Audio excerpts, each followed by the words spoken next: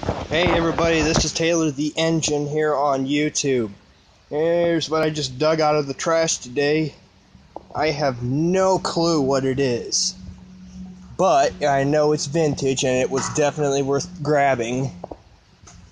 I like that motor and the 7-wing propeller, and it's got a push button.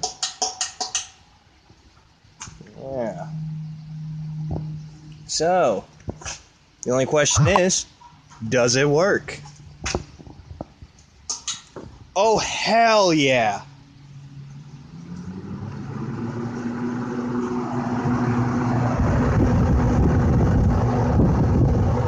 Does it work on both speeds? Nice!